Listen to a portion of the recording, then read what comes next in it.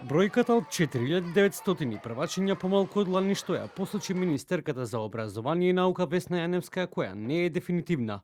Повторно го вклучи демографскиот аларм.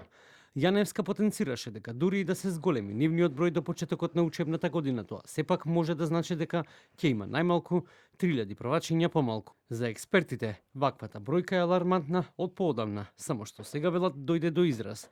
Поранешниот директор на Државниот завод за статистика Дончо Герасимовски вели дека бројката која е најавена дека ќе недостига првачиња е алармантна сама по себе.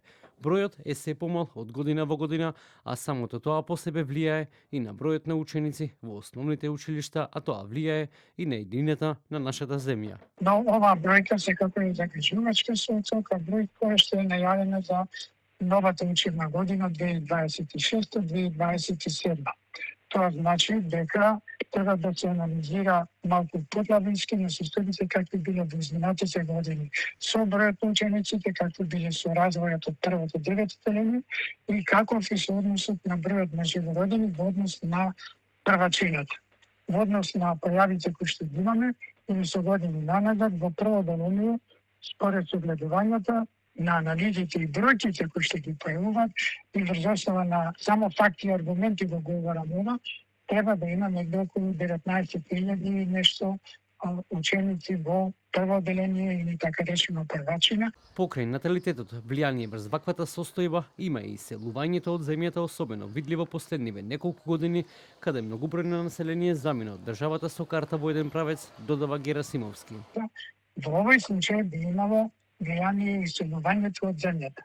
Познато е дека во последните години постои доста многобројни иселувања на населението од земјава со карта во еден правец, а тоа значи доминување на младо население, на образовано население, на женски во фертилен период, дали се во брак или не се во брак, и на крајот може да прават и анализите со следите кои се согледуваат со бројот на живородени деца од нашата земја во други земји каде што тие представуваат. Дел од експертите со кои што поразговаравме велат дека демографските промени имаат директно и длабоко влијание врз образованието.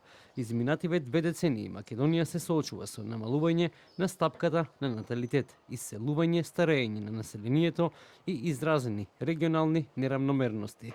Според податоците што ги соопшти МОН, во околу 100 училишни објекти учат помалку од 5 деца.